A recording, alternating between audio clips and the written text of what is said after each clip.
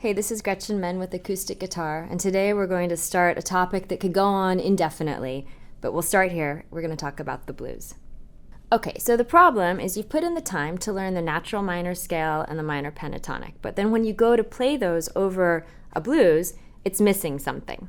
So the solution for that is to take up a study of the blues, and we're going to look at some chords, we're going to look at the form, and we're going to look at the minor blues scale. So the blues is huge. It transcends its own genre, meaning you can find it everywhere, or elements of it everywhere. You can find it in soul, you can find it in rock, even certain heavy bands, like bands we'd associate more with heavy classic rock or metal will have elements of the blues, and sometimes even a straight blues form. Composers like Stravinsky and Gershwin even used elements of it in 20th century compositional music. So having a good foundation and a good understanding of the blues I consider to be an essential part of any musician's vocabulary. So in this lesson, we're going to start with first understanding the basic 12-bar blues form, and then we're going to check out the minor blues scale. So first, let's learn the layout. The basic 12-bar blues is shown in example 1. You'll notice that we have Roman numerals here, and they're a common way of expressing key neutral chord changes, meaning the chords will have the same relation to each other regardless of the key in which they're played. Typically, minor chords are expressed as lowercase Roman numerals, as we have here. So the tonic chord, the one that's built on the first scale degree of a key, is indicated as a lowercase Roman numeral 1. Similarly, the 4 and 5 chords are built on scale degrees 4 and 5. And it should be noted that in a typical blues progression, the entire 12 bars will be repeated or looped throughout. Okay, so now to put that into practice, what we want to do is we want to actually try to play this minor blues. So let's start with the very guitar-friendly key of E minor. And what we're going to do is we're going to build it from the ground up. So the first thing I want you to do is to actually write out an E natural minor scale. So get a piece of paper or whatever you want to use for writing this out, and let's do it together. So let's remember that the natural minor scale has half steps between the 2 and 3 and 5 and 6 scale degrees. If we want to do that on the guitar, what it's going to look like is E, our root, and then we have a whole step up to F sharp. Remember, there's a half step that occurs between the natural notes E and F. So we have E, F sharp, and then now is our half step between 2 and 3. G, whole step to A, our fourth, whole step to B, our fifth. Now we have another half step, B to C natural, and then a whole step to our 7th scale degree of D, and then a whole step back to our tonic of E. So looking at example 2, it'll really help to have it laid out in front of you. First, what we're going to do is we're going to find our 1 chord. Go to scale degree 1. So in this case, that's going to be the note E. A chord is going to have 3 or more notes as part of it.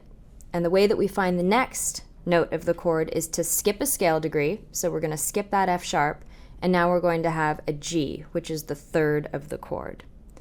Now, because it's a minor scale, that space between the E and the G is a minor 3rd, meaning we will have a minor chord. In the next lesson, we're going to go into chords in a lot greater depth, so don't worry if this feels a little unfamiliar. Right now, we're really just doing this so that you can plug in these chords and be able to get started on the blues. So now we're going to get the 5th of the chord, which we'll do similarly by skipping from our 3rd, G. We'll skip the 4th, and then we'll get our 5th, which is B. Now, often in blues, you'll have also a 7th, and so we will continue the process by skipping the 6th scale degree of C and get the D.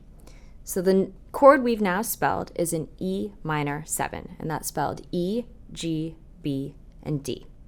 Now, there are countless ways to play chords all throughout the neck. Again, we'll go over this more in the next lesson, but the fingering that I'm suggesting for this is going to be E, B with your first finger on the A string of the 2nd fret, and then E with your 2nd finger on the D string of the 2nd fret, open G, and then D with your pinky on the B string of the 3rd fret. So,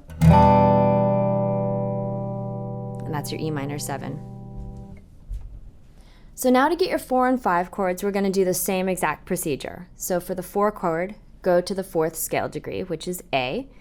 Again, we're going to skip a note to get our 3rd, skip another note to get our 5th, and skip another note to get our 7th. And if you do that correctly, you will get an A minor 7 chord, and that is spelled A, C, E, and G. And the way we're going to at least initially play it in this open position is A, and then we're going to play the E with our second finger on the D string on the second fret, open G, so that's our 7th, and then we're going to have our C, which is the 3rd, on the B string with the first finger, and then you can have that E in there as well. So that's your A minor 7. And again, continuing that, we're going to get our B minor 7, which is our 5 chord. We're going to bar at the 2nd fret, and we're going to play the B on the A string at the 2nd fret, and then the F sharp on the D string of the 4th fret. Our first finger bar is going to hit the A, which is the 7th, the second finger on the D of the B string, 3rd fret, which is going to be our 3rd of the chord, and then we have another F sharp, so we have that 5th doubled, and then there's our B minor 7 chord.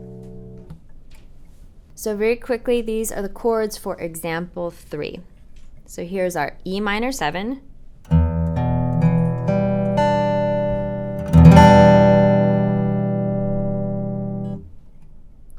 A minor 7,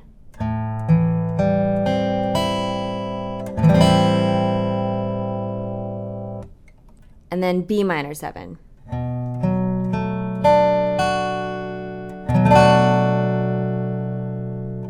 So now we're going to actually use those chords and put them in context. And what I suggest you do is you can set a click if you want, or you can just try to keep a nice, slow, even tempo.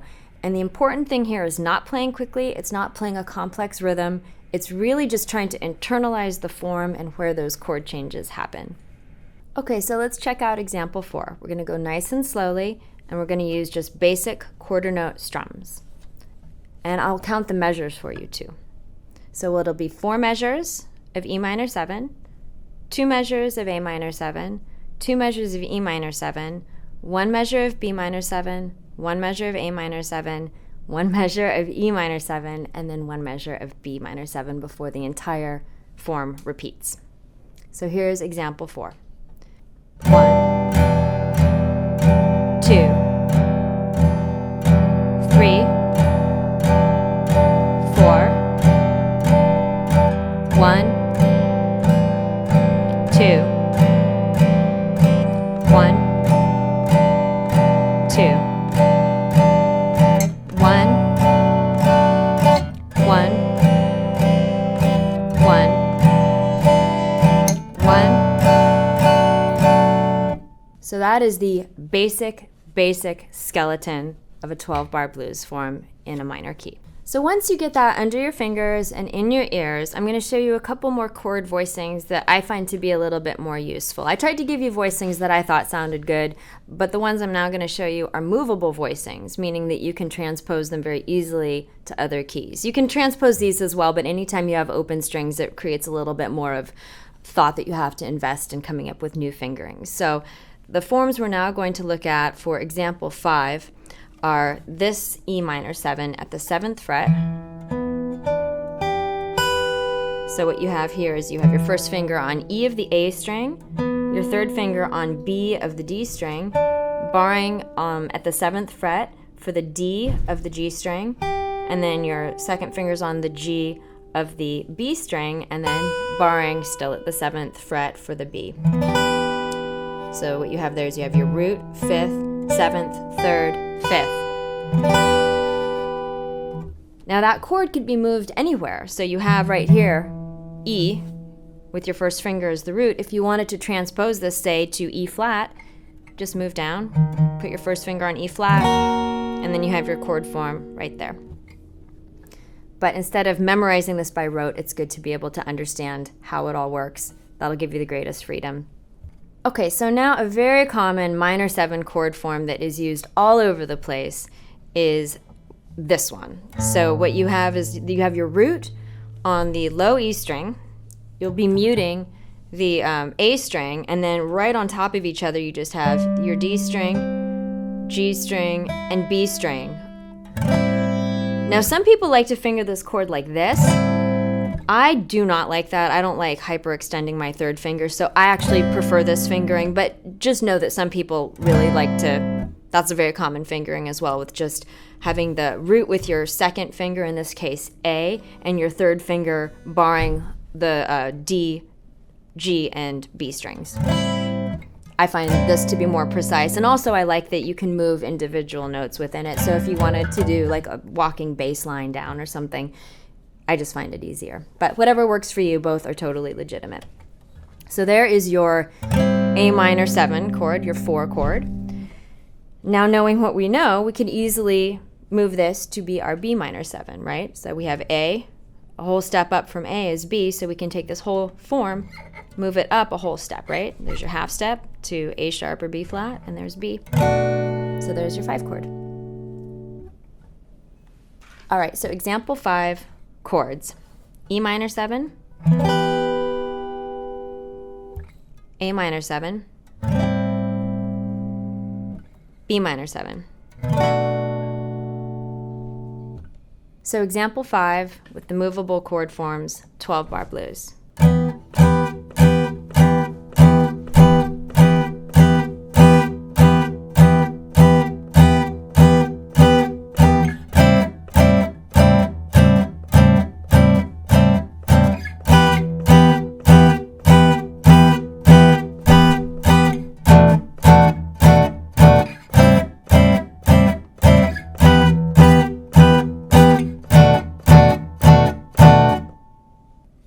Okay, so now what I want to suggest you do is take your E minor pentatonic scale. You should remember it from a previous lesson, but in case you need to review it, go back, take a look, then rejoin me. Because what I want to do is I want to demonstrate how you can play this E minor pentatonic over these chords that we just talked about. But you'll notice that in doing so, it's missing something that we consider very typical and iconic for the blues. So what I suggest you do is find an E minor backing track, or better yet, enlist a friend. And if you don't have backing tracks and you don't have a friend, you can also play the chords yourself and then try to keep those in your ear while also playing some of the notes of the E minor pentatonic. So for example,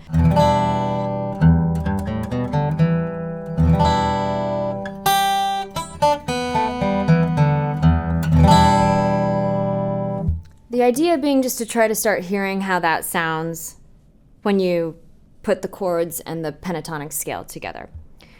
Now, if you do this for a few minutes, what you'll start to notice is that most of the notes are pretty safe, meaning that there's going to be some that really sound like they work with the chord and really emphasize the harmony, but even the ones that don't really emphasize the harmony, they don't have very strong tension. So in order now to get some of that tension that is part of that blues sound, that tension and release that is so important in Western music, is we're going to find and add the blue note. So the blue note is in minor, the blue note is your sharp 4 or flat 5. So in this case, it'll be your A sharp or your B flat. And that gives us a little bit of chromatic movement, meaning half step, half step, half step is chromatic. So your blue note is going to be this, A sharp, and A sharp or B flat. So add those notes into your minor pentatonic and you're going to get a very different sound because you will now be adding these elements of tension. So example 6, the minor blues scale.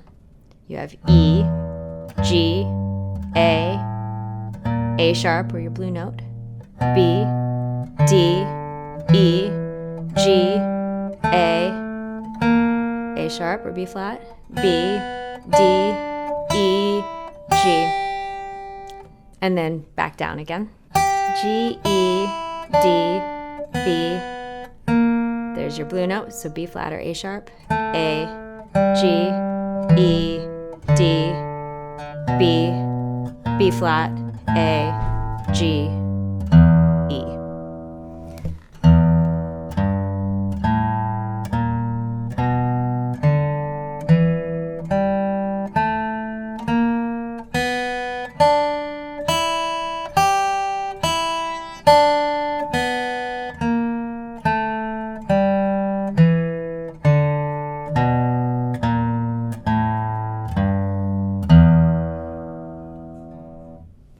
So your next assignment is to take all of your familiar minor pentatonic scales and add the blue note.